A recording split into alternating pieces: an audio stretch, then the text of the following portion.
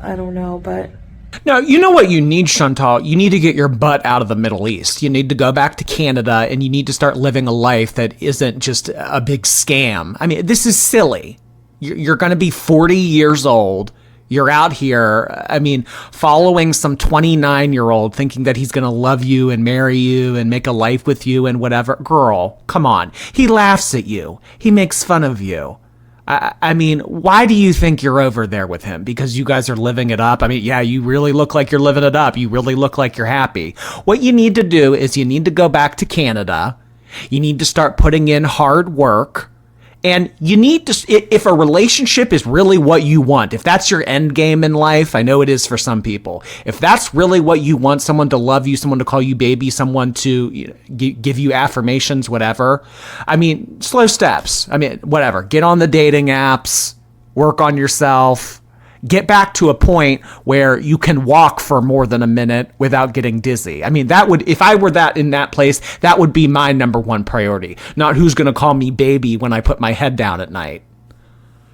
I mean, girl, come on. I mean, you're not going to be able to heal in this environment, let alone thrive. You're talking about energy. You're sitting here telling us how you're about to fall asleep. So you're getting help and you want to dunk on Chantel? And that's why I think Shannon and FFG's chemistry is so beautiful, because they're so similar. FFG has to be the hero. That's why she has to always dunk on Chantel with something.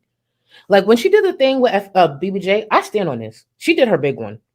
She did her big one with that one, especially with the way Chantel was running her mouth talking about FFG's dogs and all. When I saw her pull that off, I said, leave it to Chantel to have me applaud FFG. I was pissed. I was like, oh, this was so good. She trolled the fuck out of you. Oh my God.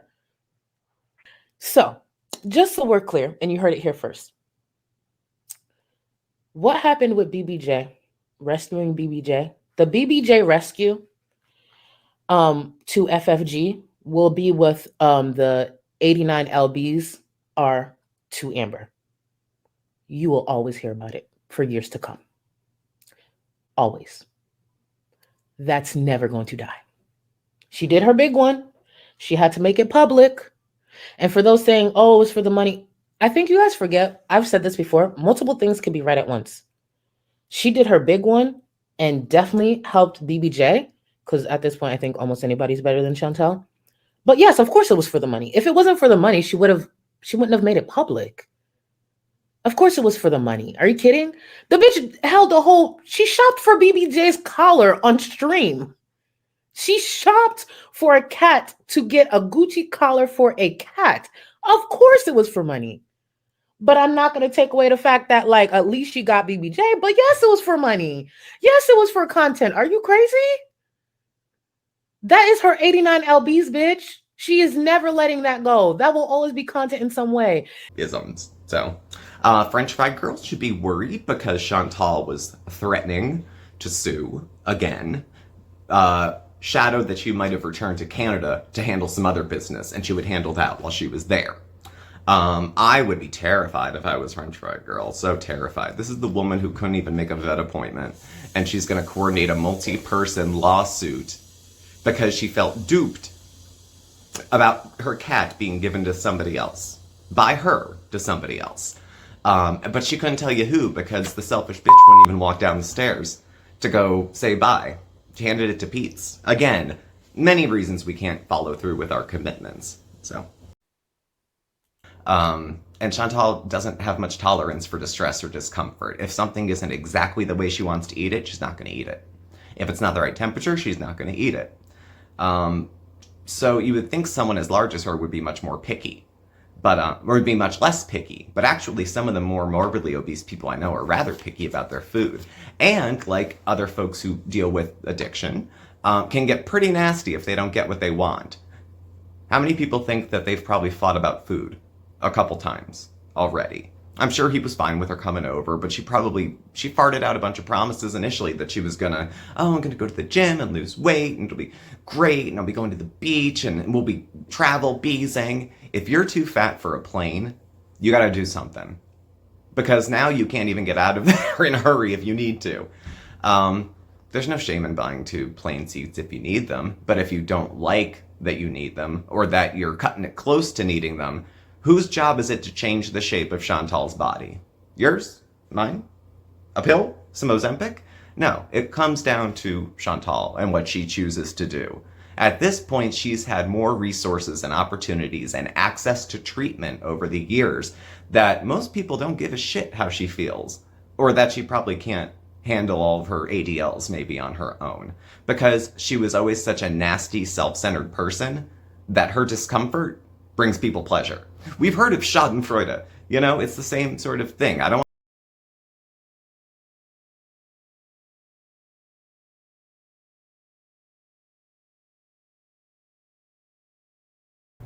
So we saw some boats pass by while we were hanging out by the riverside and decided after we were done hanging out by the river to see if we could find a dock and take a boat ride ourselves.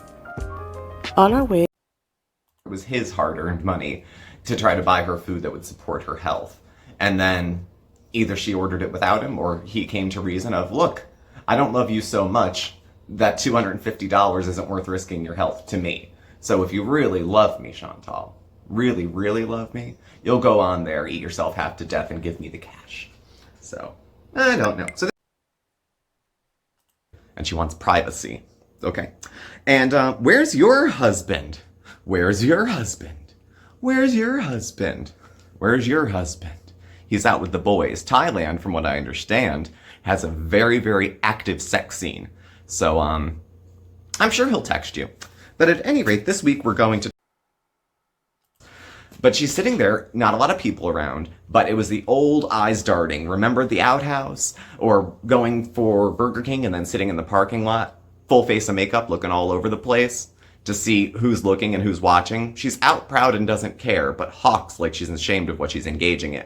So when she's sitting there with Sala eating, and there's people, you know, not a lot of people, because they go everywhere when it's closed. She's afraid of people, and they want to be able to film, and they're weird. They're weird. She likes getting attention, but standing out doesn't really... Like, I think she probably feels like people are staring, because they are staring. It's a spectacle. She's 4 times the size of a normal woman.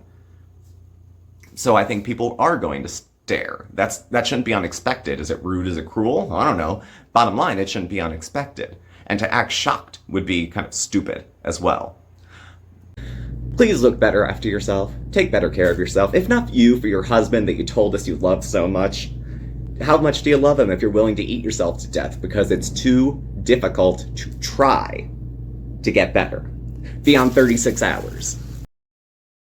I'm not a 12-stepper, but the bondage of self. She's so obsessed with meeting her own wants and needs that she, to her inadvertently, steps on people and hurts people in that way. There's another side of Chantal that is a complete sociopath and pretty much doesn't care about feelings, doesn't know how to act. That's why we had the wedding cake and candles and she erupted like she was going to shit her pants, because she doesn't know what happiness feels like, so she doesn't demonstrate what it looks like. She doesn't know love. She doesn't know any of those feelings. And so with all this spinning in her head, her marriage on the line, her citizenship being up, she goes on a diet. One, I'm pretty, okay? That has a lot, and I don't mean that to be conceited. I'm being very matter of fact. Being pretty gets you a lot of privilege.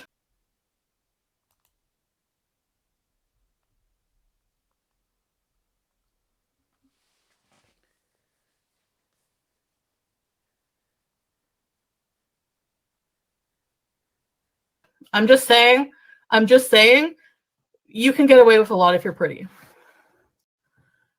Number one, I'm pretty.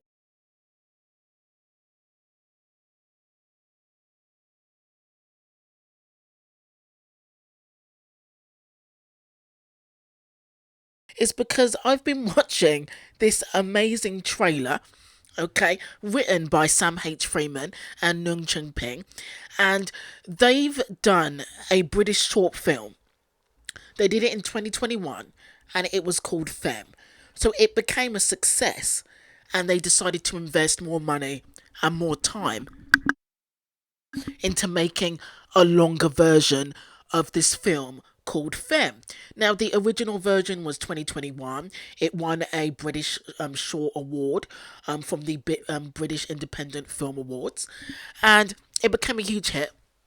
So they made a longer version of it, and I haven't seen the short film, and I'm trying to find the short film, but they've released the trailer for the new longer feature length version of Femme that they've done. So why YouTube recommended this to me, I don't know, but they did, and I've been watching this trailer non-stop.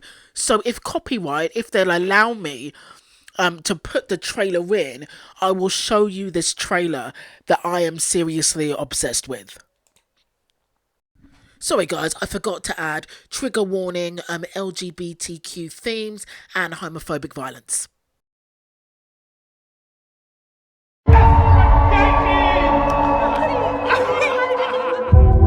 Bitches are big man in his high heels. Well, you can turn around if you're a fucking man. You're letting them win. How you want to deal with that?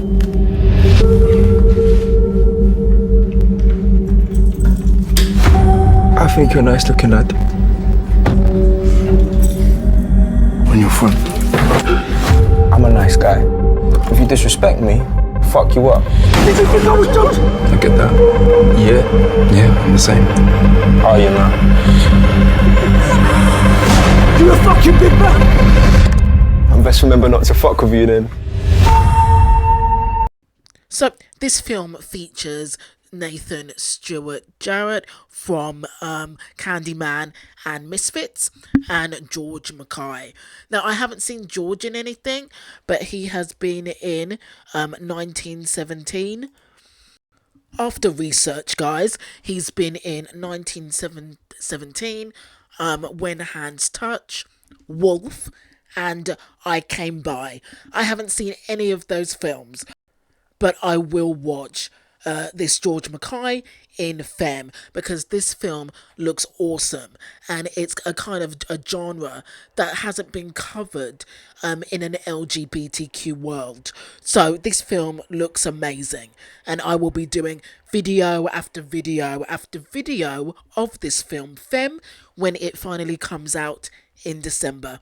So please stay tuned.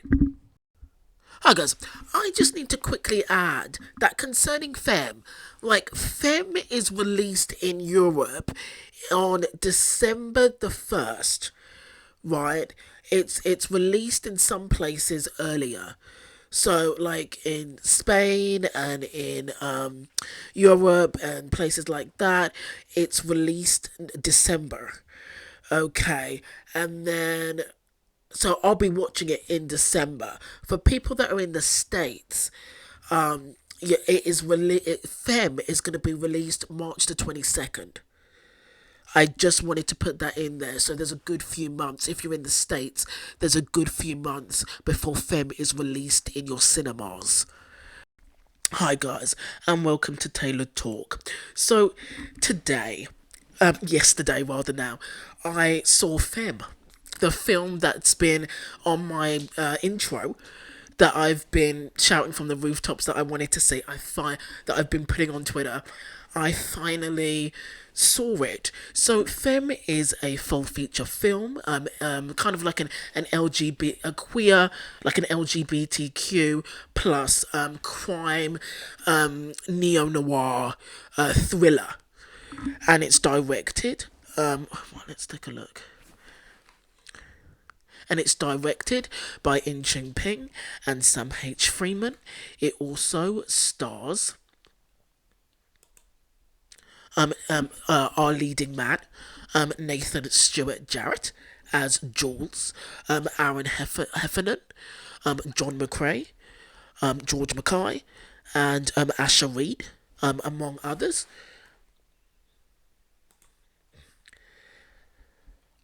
So let me tell you how I wanted to see this film. I was so obsessed with the trailer. I made a 1-hour trailer loop because I wanted to see that trailer all the time. I got obsessed with this film very quickly because I never heard of the BIFA and BAFTA award-winning short, and it was just so interesting to me, and I was like desperate to see this film. So this film is also in selected cinemas. So in the beginning, I looked at the Femme booking and thought, the cinema booking, and thought, do I really need to book a ticket? And it was at a place called the Ealing Picture House, and it's an hour from my house. And I was thinking, do I really want to go in December, make the hour journey there, make the hour journey back? And somebody was actually going to go with me, but my friend had her weekends changed, so she was going to go with me this weekend, but she couldn't. And I thought, well, I'll just book it during the week. And I thought, do I really want to do this by myself? Watch this film by myself, an hour there, an hour back in December. I'm taking public transport, the traffic. Do I really want to do this for a film that I can watch with friends on my couch on Netflix in 2 months' time? The question is Choon Ping and is Sam H. Freeman's Femme, is Femme worth the ticket? My answer is hell yes, and we're going to get into why. So at the beginning, we meet superstar drag queen extraordinaire Jules. And he's in the mirror, getting his makeup done, getting ready for a drag performance. And his best friends and his roommates, the adorable Toby and Alicia, are helping him get ready. Guys, you're going to love Alicia. Played by Asha Reid. And fun fact, Asha Reid was also in the shorter version with Papa and Harris Dickinson. She also played Jordan's best friend, and in this one she plays Jules' best friend. Okay, so before he goes in to get ready, there's this guy in a yellow hoodie. A very, kind of good looking, like muscular looking brunette with a bright yellow hoodie that's in the park opposite the bar. So this guy is looking at Jules, they exchange glances, and I don't know whether yellow hoodie guy is curious by Jules, turned on by Jules, or both. Jules waves to the hoodie guy, and yellow hoodie guy quickly darts away.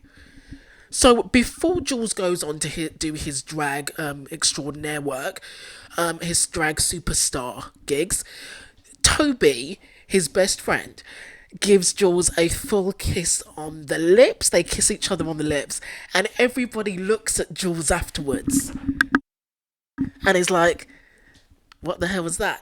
And Jules is like, what? We're friends. Friends kiss on the lips all the time. And I thought, maybe something's secretly going on between Jules and Toby. So Jules makes his way to the stage,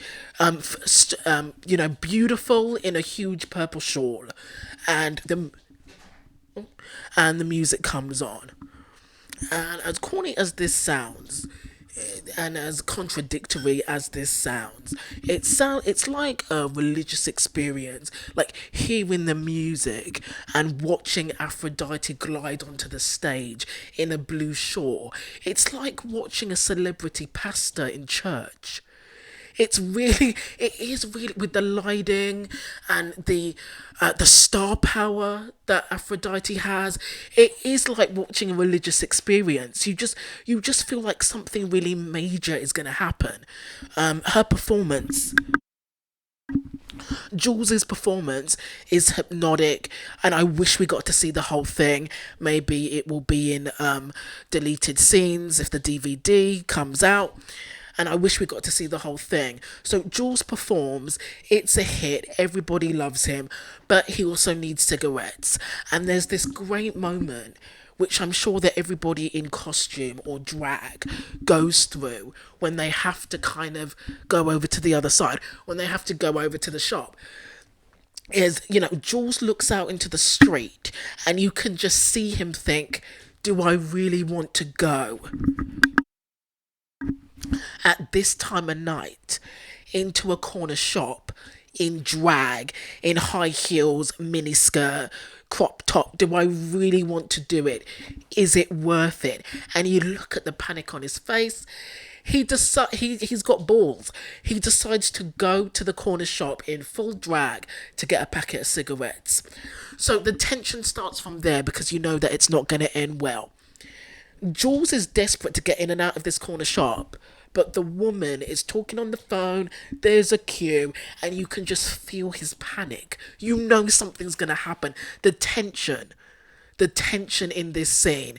And of course, the worst nightmare happens, as yet mysterious yellow hoodie guy. He has a name. His name is Preston Frears. And he arrives with all of his crew, all of his mates. And sure enough, they look at each other and he recognises him. And sure enough, like, Preston calls him the F word. And Jules calls him out for his glances earlier, and he basically says, well, if you think I'm this, it takes one to know one, because you were checking me out. And all of Preston's friends, their eyes drop out of their heads, and they start with the, oh, you're gonna let him talk to you like that? Oh, is there something that we gotta know? Do you two know each other? So George Mackay is absolutely amazing in this scene, because the second he gets called out for staring a little bit too much, he doesn't look angry. In fact, he's mortified. And Mackay is really excellent in this scene, because you can see the panic radiate throughout his body. And this performance really captures sexuality panic, in my opinion. Because when you are closeted and out of nowhere a hideous spotlight is just beamed, propelled onto your sexuality, whether somebody, word of mouth, or somebody actually telling you, and you're so mortified that you just want the ground to swallow you up, because you don't want to deal with anyone, and you don't even want people to look at you. And Mackay captures that perfectly. He is sensational in that corner shop scene. Being exposed like that, Preston is pissed, and Jules races out of the shop because he knows what's coming. We all know what's coming.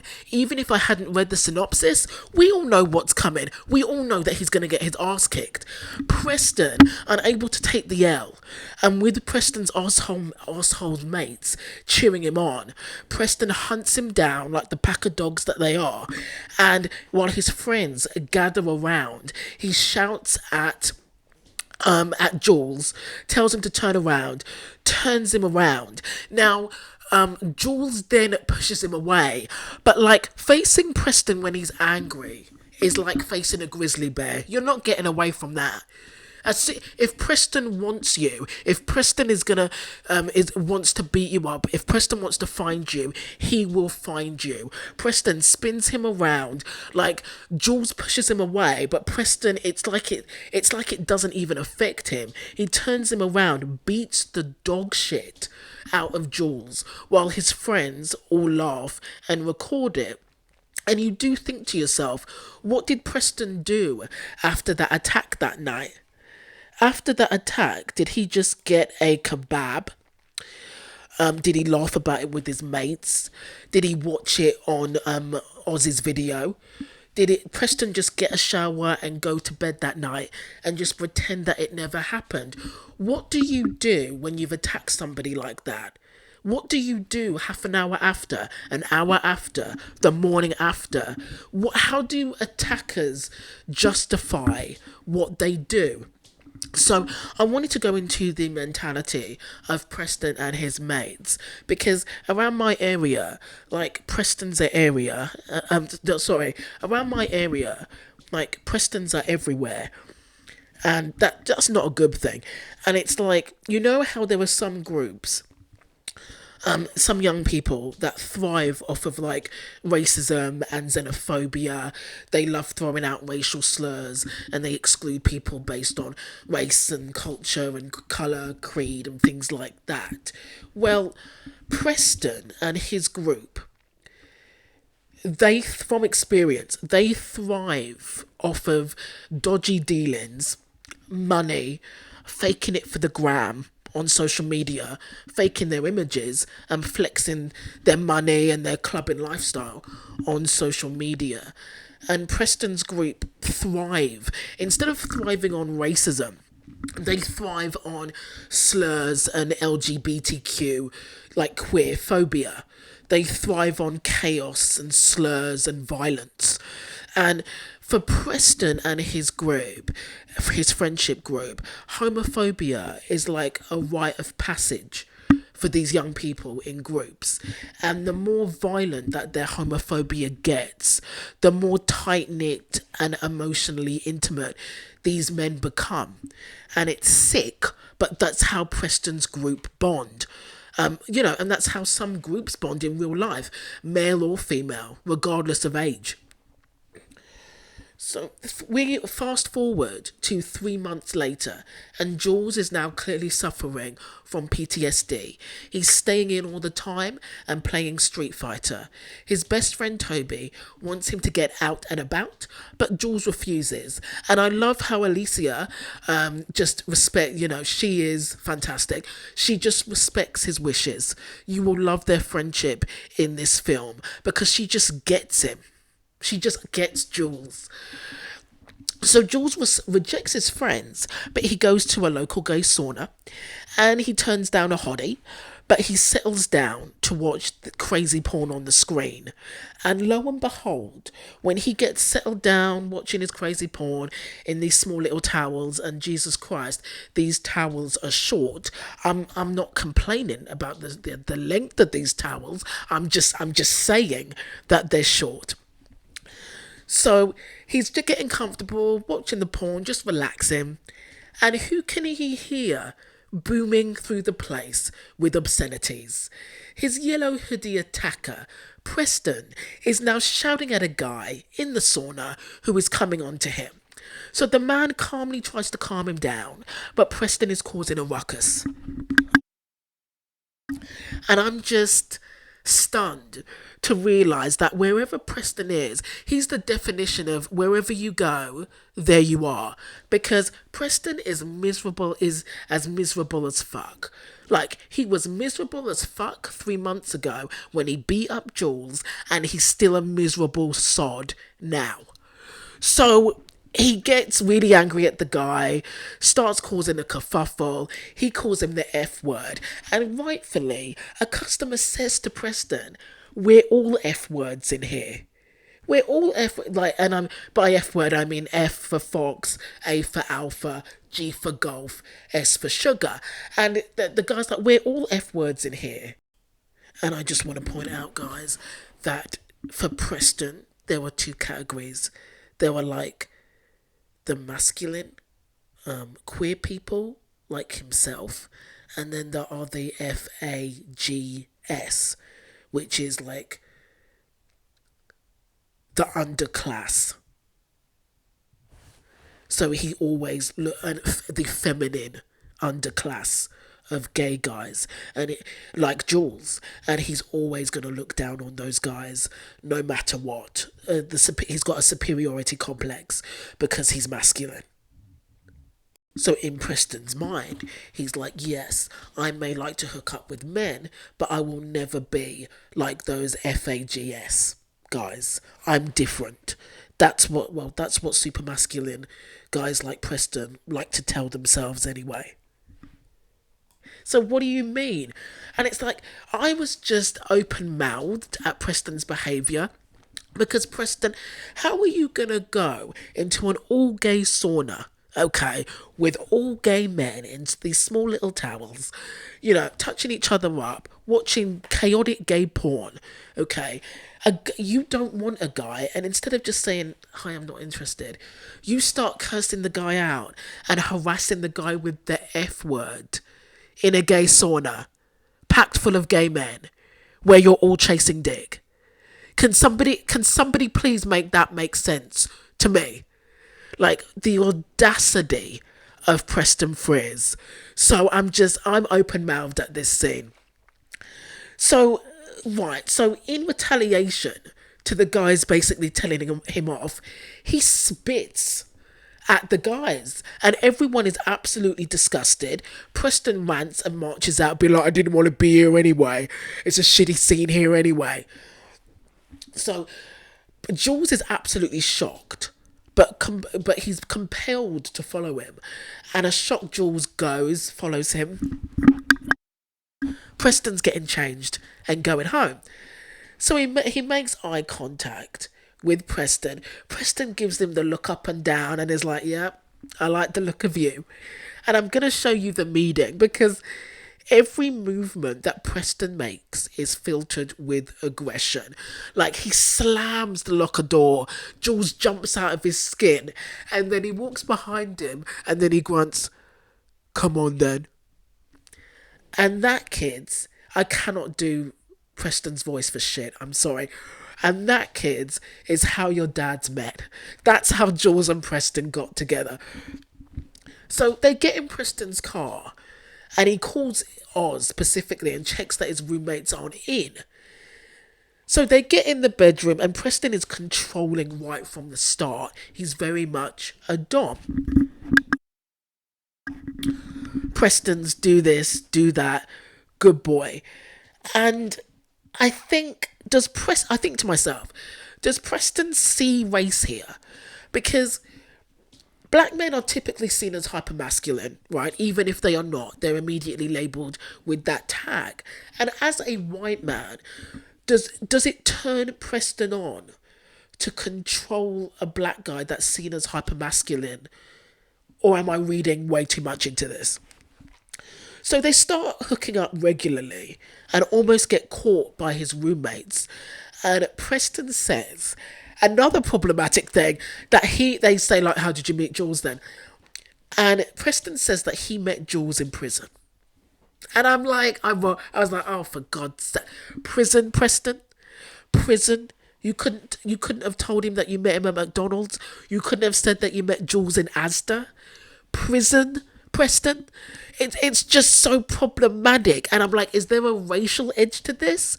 Or is Preston just saying the first thing that comes out, that comes off the top of his head?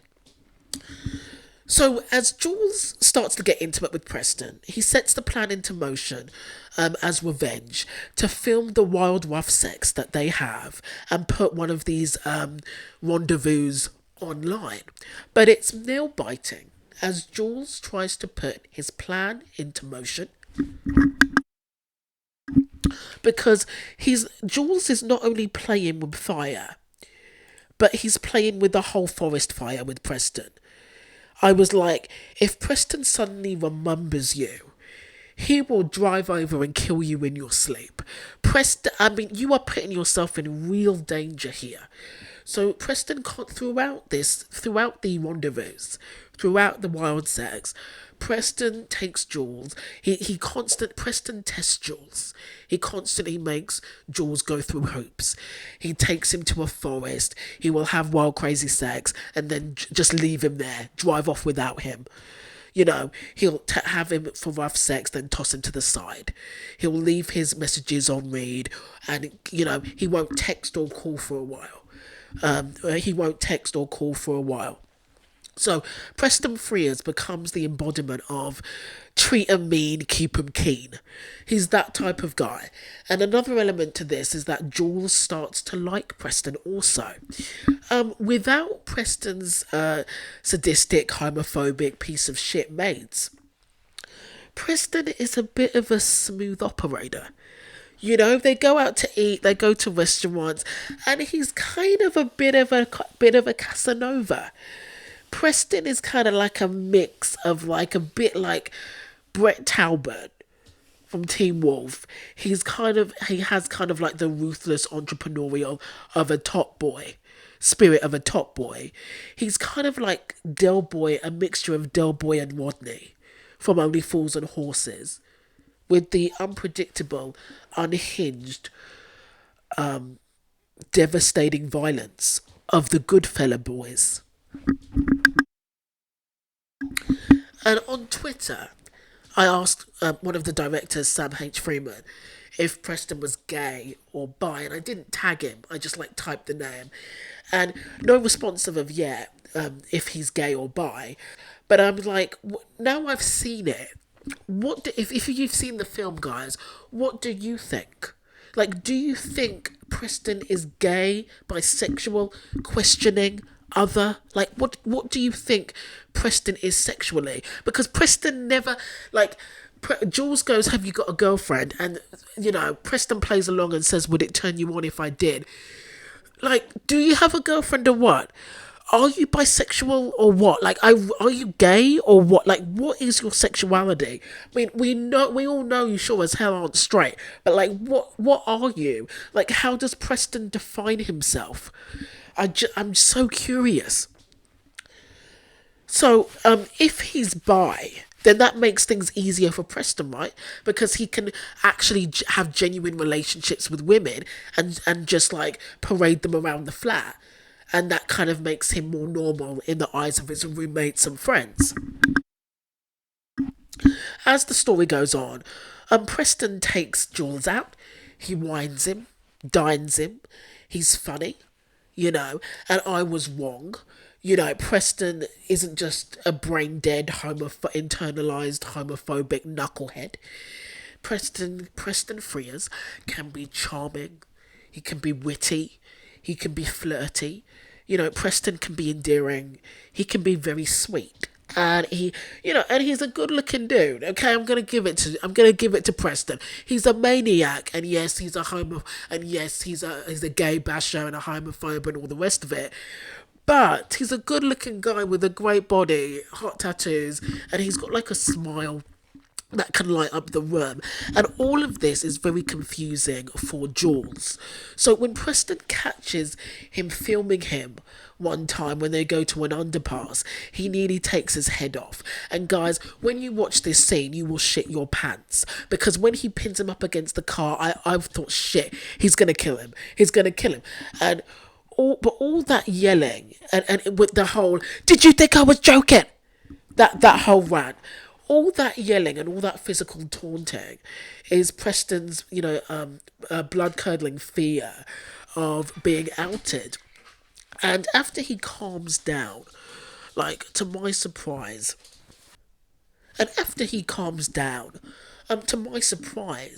they have gentler sex, which takes them both by surprise and took me by surprise. Because, Jules, how are you going to sleep with him after he damn nearly punctured his car, okay, and missed your shoulder, and nearly punched your shoulder out, and ranted in your face, and then you were gonna slept with him afterwards in the car?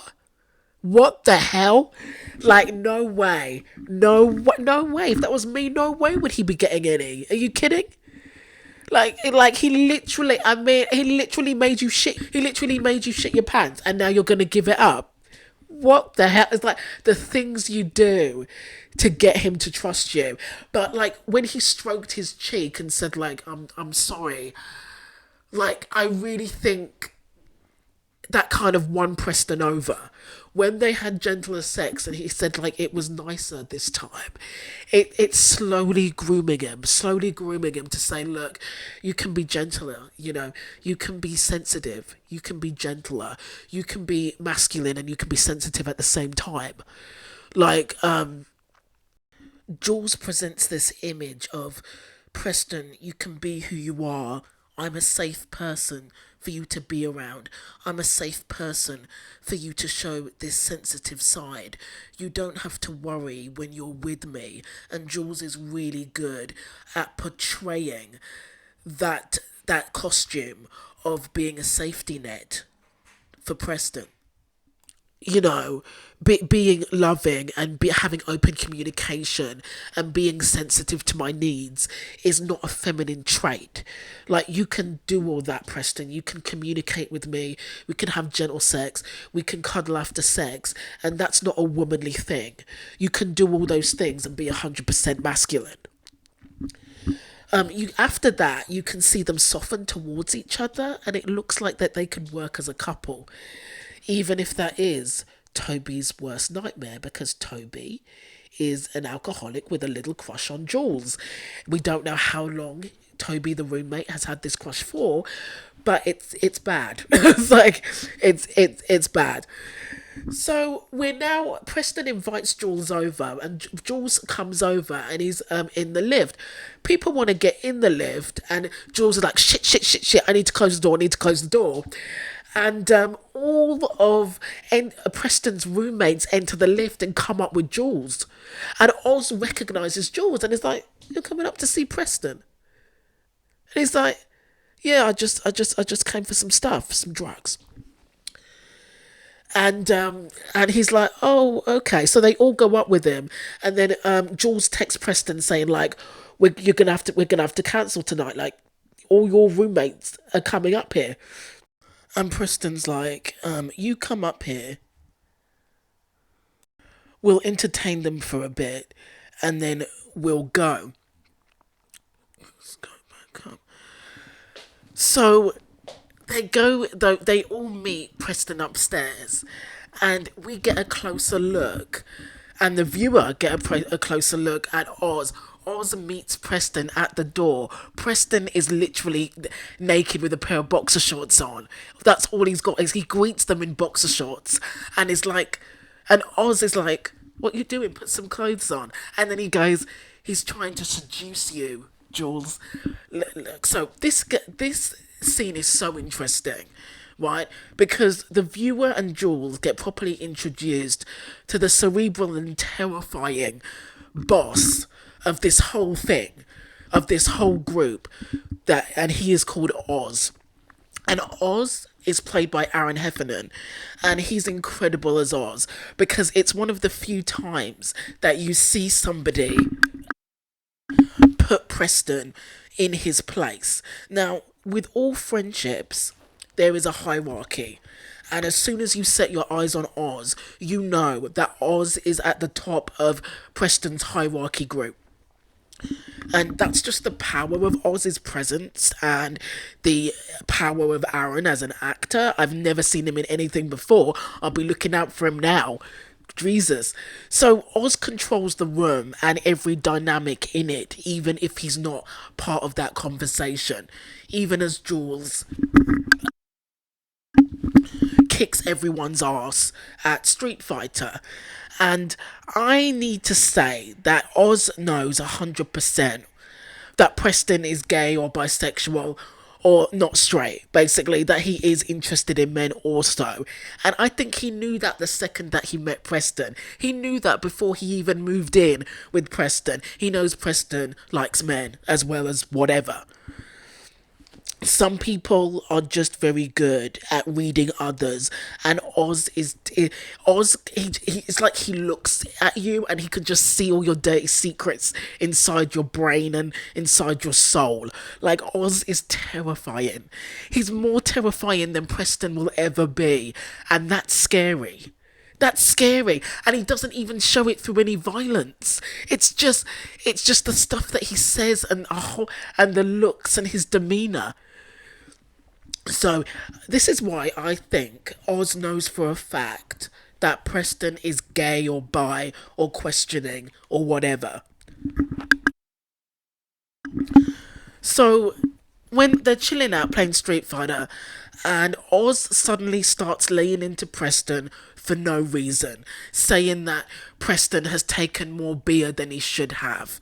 And they have a beer. And Jules and Preston have a beer in the kitchen, and Oz is like, "Jules, get me a beer." Not Preston, get me a beer, but Jules, get me a beer. And he says, like, "There's none left." And he's like, "Preston, you've been taking my beer." And Preston's like, "This is the first one I've had all day." And Oz says, that's not the point. You're a scrounger. You're take. Your car ain't even yours. He deliberately makes Preston look bad. Why?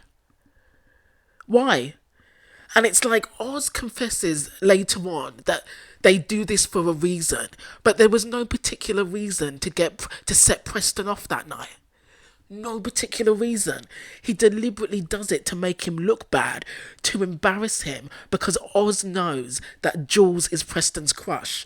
He knows that that's his man, and that's why he wants to make him look bad. He knows they are banging. He's not stupid. As soon as he opens the door, he knows that Jules is coming up, has been sent there to meet Preston. As soon as Oz opens the door, Preston is practically nearly naked with a pair of boxer shorts on. He knows what's going on. He's not stupid. Okay, so, and the fact is, what is he going to do with that information? What has he done with that information? Oz definitely knows. But how does Oz use that to his advantage? Or does he leave Preston alone over this because it's so private? So, Jules kicks everybody's arse at Street Fighter. He impresses the guys. He is Chung-Li. He impresses everybody, and everybody's shocked that he kicks everybody's arse at Street Fighter. To reward him for being so impressive, in an interview, according to Sam H. Freeman, this actually happened in real life with one of their friends.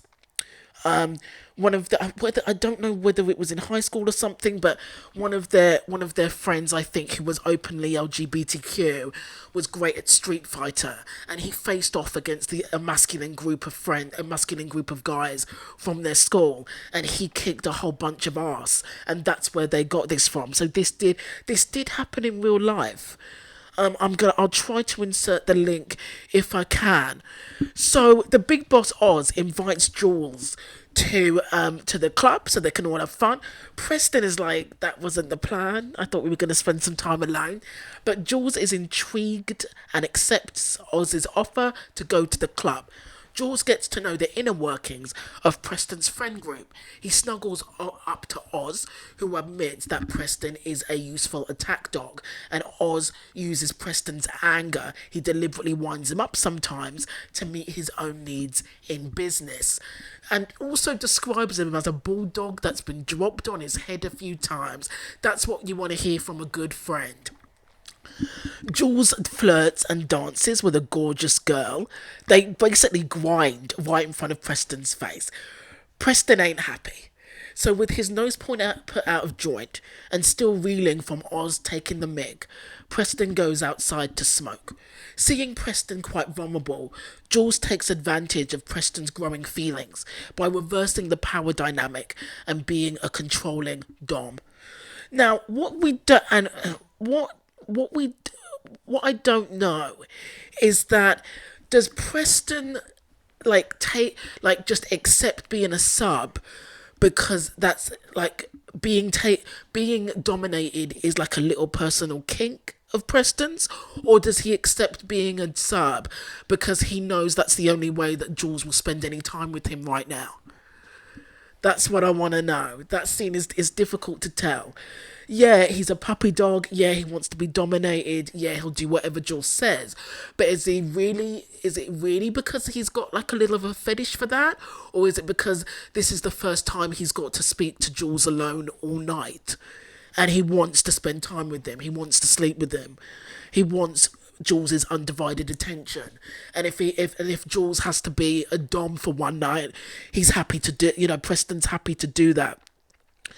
So urgent for Jules' attention, Preston for once becomes the sub. And I thought, when I heard, Jules turns dominant in reviews, I honestly thought that Preston was gonna bottom, but that never happens. Preston never becomes a bottom, and I think there's a good reason for that. I think he's never a bottom because he feels like being a bottom would make him an FAG, and he's, like I said, guys like Preston, the masculine, hyper masculine guys, never want to be seen as an FAG because that's the bottom of the barrel.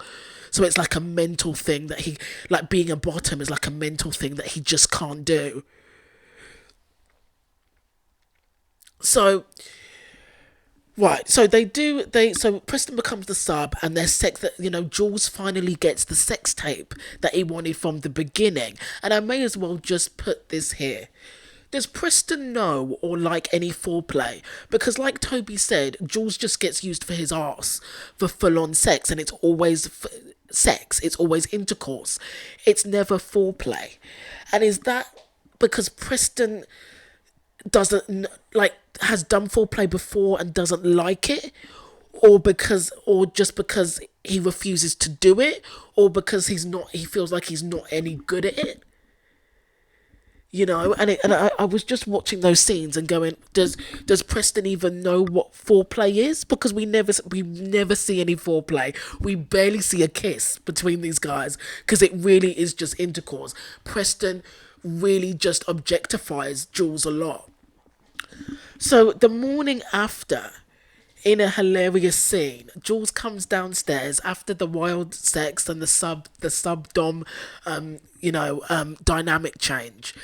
They sleep, and there's this lovely scene where they're touching each other's faces, and I'll go over that later. In this hilarious scene, Jules comes down and meets Preston in the middle of his lovely roommates Toby and Alicia, and Toby is very standoffish and won't really speak. You know, Toby is cold, but Alicia is lovely, and it's so hilarious, but it's also a treat watching Preston kind of change his voice and change his demeanor to kind of meet Alicia where she's at. He's like, you seem nice, you're Jules' friend, you're a woman, I'm gonna just completely change. It's like, so he changes his voice, and, you know, she's like, you know, Preston, like, he was just telling us, like, what do you do, Preston? And listening to Preston, of all people, like, change his voice and sound a little softer, and sound, dare I say it, Preston sounding a little posher, and explain in articulate English his business goals about selling streetwear and selling sportswear and selling clothes and having a legitimate business. You know, he never says obviously anything about the drug money, but explaining to her his goals and his objectives for his career. And it's so funny. Preston's face and his attitude around her is hilarious because it's like he's a different person around Alicia. Like, I want them two to be friends. It's like, I do.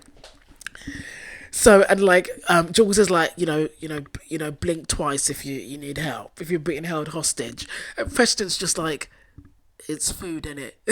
So they have a little breakfast. Preston goes out for a smoke, and the devious Toby, like, and I just look at these two smoking outside, and I think Preston usually wouldn't be seen dead with a dude like Toby in a billion years, but here we are. So Preston goes out for a smoke, and Toby, you evil, evil boy, Toby tells Preston behind Jules's back, Jules is having a birthday party, I think he'd like you to come. So Preston's like, okay, he thinks it over. He doesn't say yes, doesn't say no. Typical Preston with anybody that he doesn't really know. He holds his cards close to his chest. Okay, so this inadvertently causes Jules' near-death sentence. This what Toby does. And I know that Toby was just hoping to break them up, but I'm like, Toby, what the fuck did you do? What did you do? So after the sub-dom night, Jules, and I'm guessing Jules, out of guilt, hasn't contacted Preston in a couple of days. So Preston is like is now the one staring at the screen, going like, is he gonna call me? Like, doesn't he like me? What's going on? And whereas before it was Jules always constantly trying to get in touch with Preston. One, because he likes his company, and two, he needed that sex tape by hook or by crook. So he's trying to entice Preston, looking at his phone, going, what do I say now? And now it's the other way round. Preston is looking at his phone and realizing that hasn't contacted, and realizes that Jules isn't really contacting him like he used to. He doesn't know what to think. And I'm guessing that out of curiosity, and because the invitation is open, Preston goes to Jules's birthday party. So it's the night of Jules's birthday. And Preston arrives, officially happy to be Jules's little bitch, aka Jules's sub, aka Jules's possible boyfriend. And he's looking really snazzy in this nice shirt, hair freshly cut. He looks good, looking snazzy, looking sexy, looking ready to rumble. And Preston has come to Jules's party with a present under his arm. It's when I saw that present, I was like, oh, this is so cute. This is the cutest thing I've seen in this film. The fact that he thought enough about Jules to get him a present, and you think, well, how much does it cost? Is it a knockoff? But the fact that he actually put Jules first and thought, you know what, and it's the first birthday we're gonna spend together. It's his birthday. He could have just showed up with nothing and said, I'm gonna bang your brains out with birthday sex. And he didn't. He brought him an actual present. He put thought and observation of Jules behind an actual present. He bought him something. This is so sweet. Like, oh my god. So it's cute. The fact that he put the effort into getting Jules a present to show that he cares about him. I was just jumping up and down in my chair. Like, it was so cute. I can't lie. Like, I'm fanboying over this couple. I want them to work. But like, Toby is freaking diabolical. Toby, what did you do?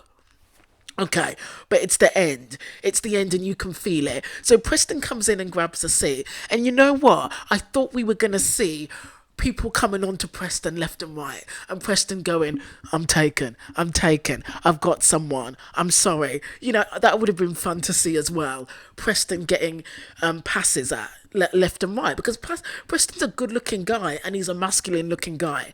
We know that he's going to get offers here, there and everywhere.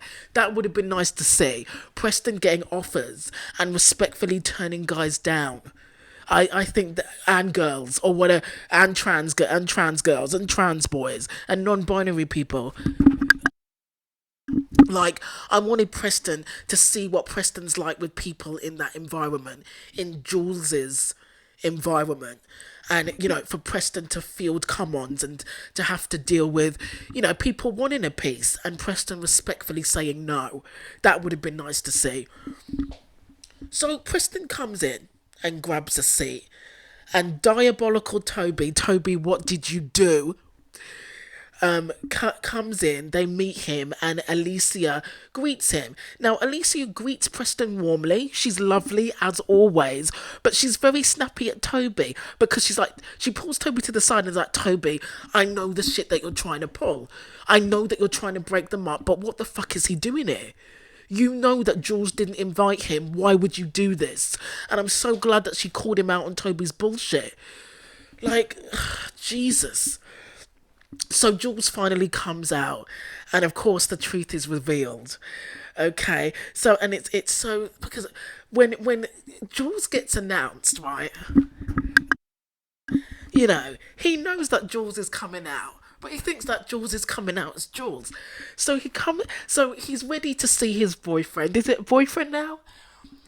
Preston's ready to see his man, and at first he looks so proud. He looks so proud that his baby's on stage, and then it just gets ruined. Toby, what the fuck did you do? So, Jules comes out as Aphrodite Banks. Preston obviously has flashbacks to 3, 4, 5 months ago. and he has a Preston sees Aphrodite, knows that it's Jules, and he has a complete, utter mental breakdown. And it's kind of like Netflix's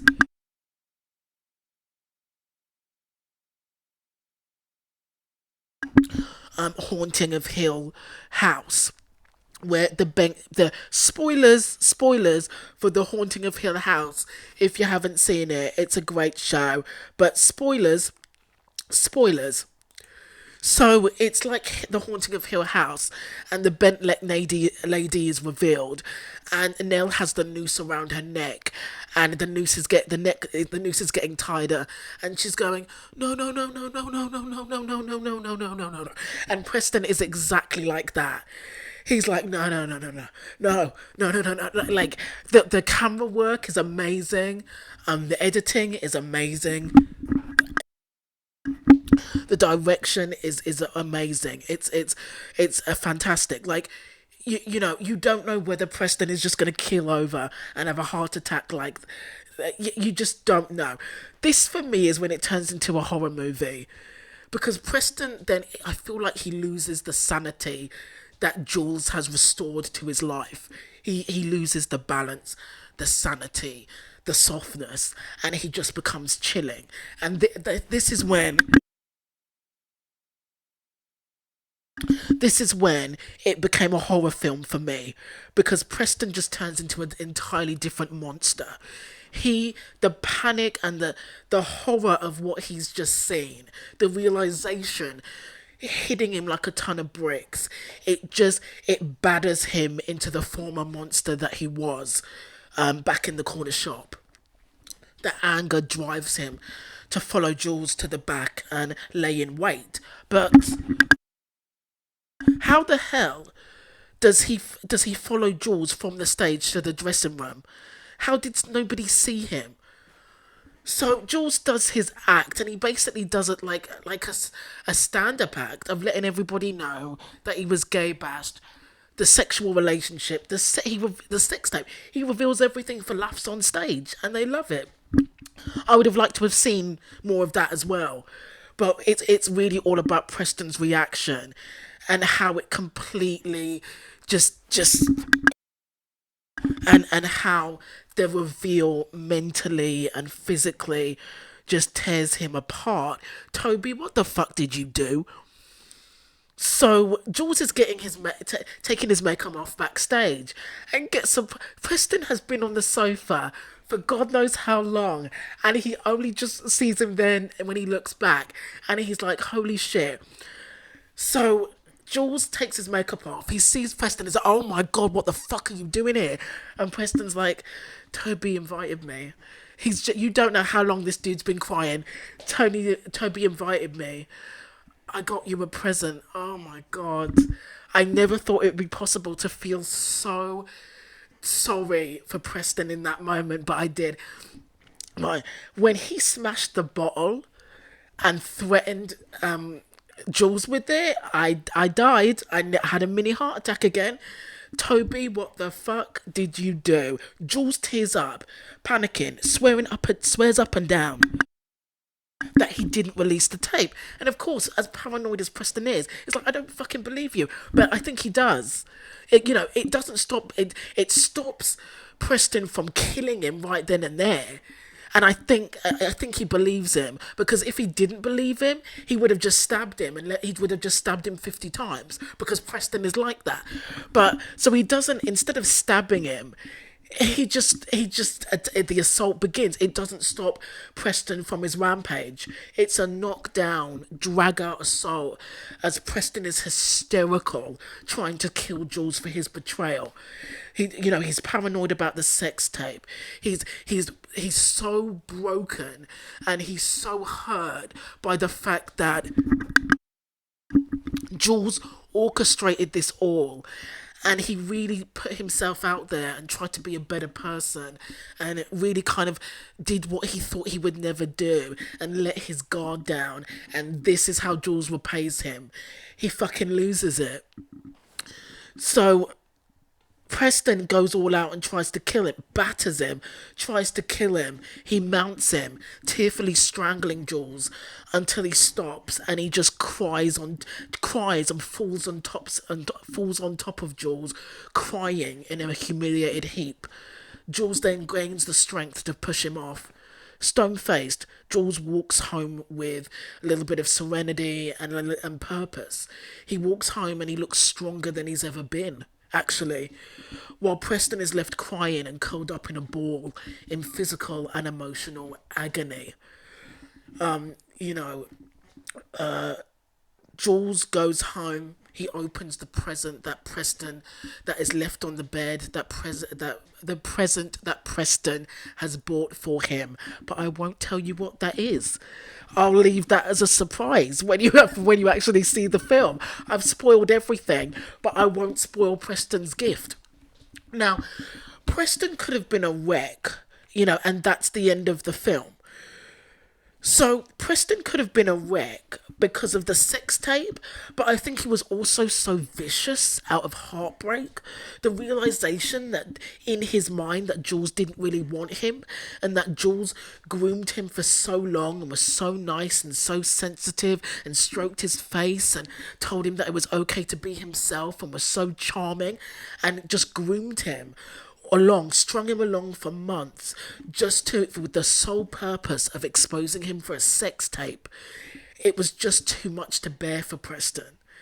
Like in Smile, when Rose, Smile, the horror movie, spoilers, when Rose becomes so traumatized that when she sees the smile monster, that she starts screaming. She's like, ah, when the smile monster reveals itself, and then she becomes so traumatized that she just loses control of her body, and then she just goes into a trance, and the monster is then able to kind of pry her mouth open and enter her body and take over. And it was like that. Preston is so heartbroken that he let somebody in his life that abused his trust so brutally. After Preston being so careful and so guarded for so long, he has spent years trying to cultivate this bad boy, don't fuck with me, I will tear you to shreds, I will fuck you up image. With the tats and the way that he walks and the way that he talks and the language and the physical violence and the intimidation and the going to the gym and building all this muscle and the tats and the I don't give a fuck attitude. He has spent years trying to cultivate that image, and the fact that somebody that he really, really, really cared about and somebody that he was having growing feelings for secretly does everything that they can to ruin his life, and the fact that he didn't realize it, the fact that he didn't clock this, it's just so heartbreaking for him. Jules's betrayal just dismantles his body, and he did intend to kill Jules, but the heartbreak just takes the will out of his body. It takes the fight out of his body, and he just collapses. It's a horror movie mainly because Preston becomes the personification of heartbreak. Preston, he becomes so heartbroken that he can't function anymore. And I feel so sorry for him, Preston of all people. And you're in his, at the end of the movie, your head is in your hands and you're willing for Preston to sit up and dry his eyes. You want to jump into the TV screen and pat Preston on the shoulder and tell him that it's going to be okay. Like, I wanted a happy ending for Preston of all people. Toby, again, my review is going to be called Toby, what the fuck did you do? What the fuck did you do? My final thoughts on Femme. Guys, I was just thinking that after Jules got attacked, he was so lucky that his friends were outside the club, Because as a man of colour that would have makeup on, I don't think anyone else would have stopped to help him. That's just the society that we live in. So I was so glad that Toby and Alicia just happened to be outside and were able to save him. Final thoughts.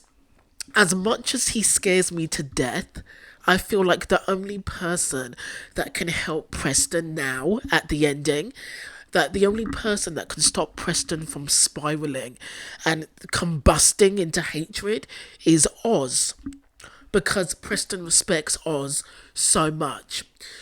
Some people in some reviews have been saying that Preston knew that Jules was Aphrodite all along, and I honestly don't believe it.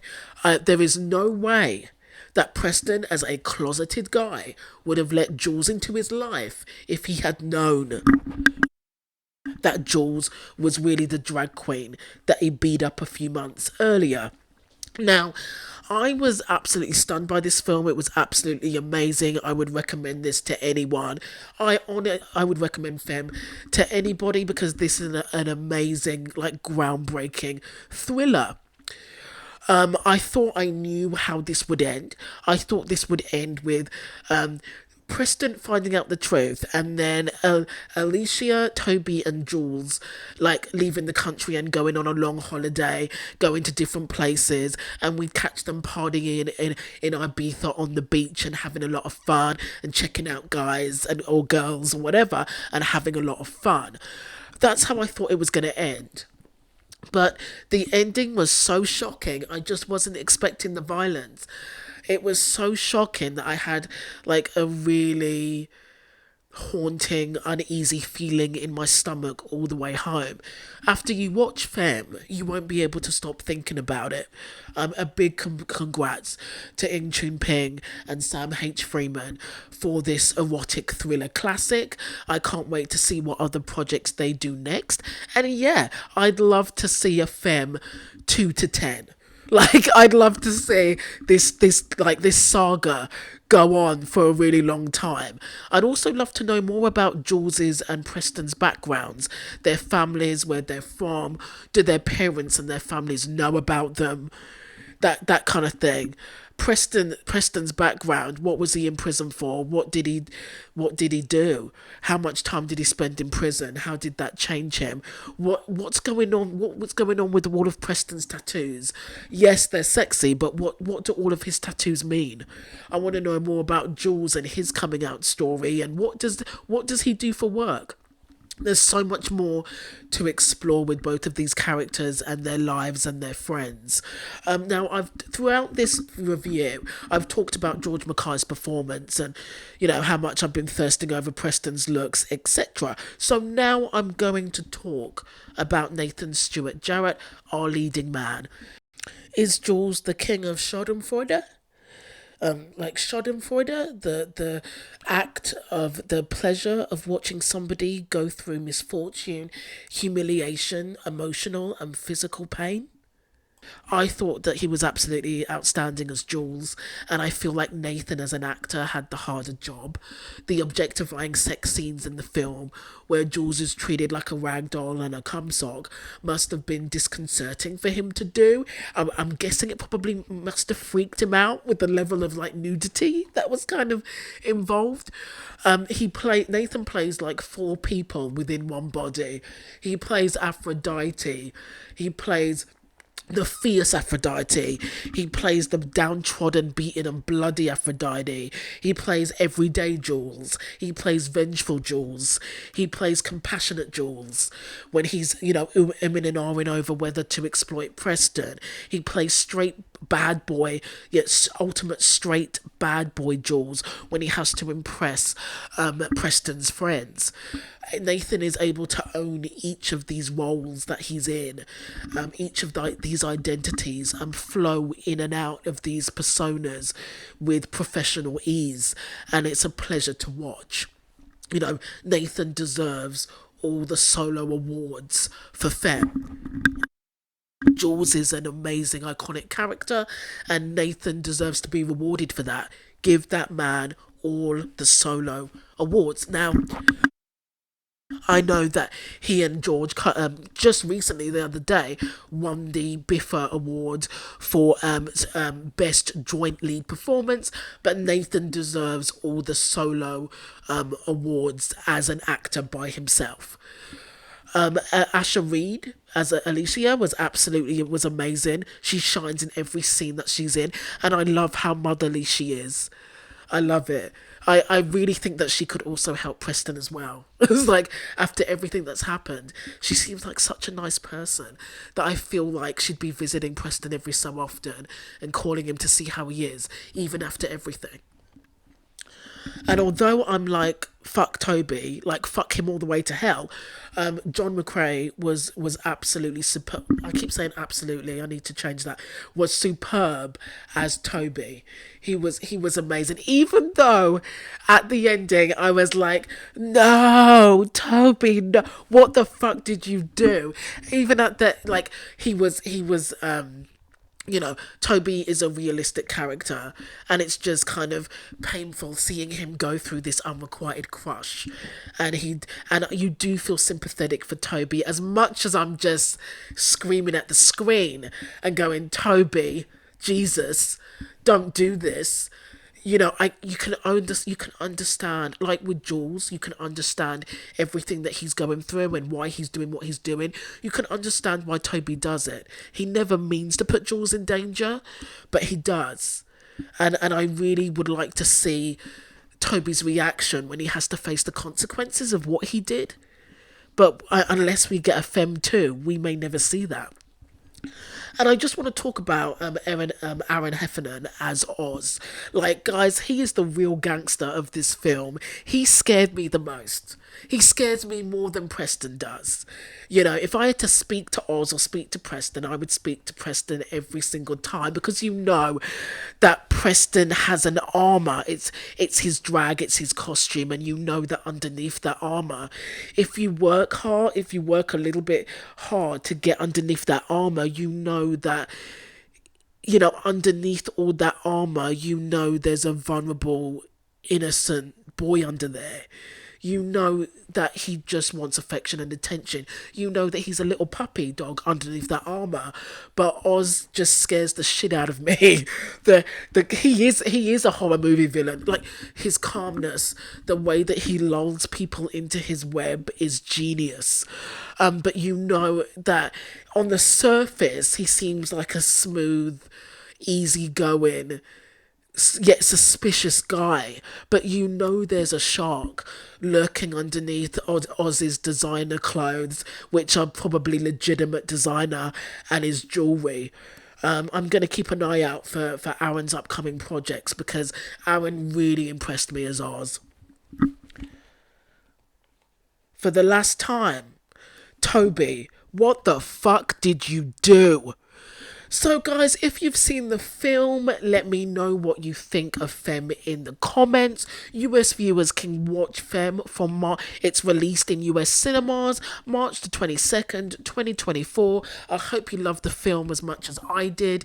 If anybody outside the US has seen the film, let me know what you think about the film in the comments. If you got this far, because this is a hell of a long one, guys, thank you for watching, thank you for listening. Let me know what you think about Femme. If you think it's a classic, what you liked, what you didn't like, let me know what you think in the comments. Thank you for watching. Thank you for listening.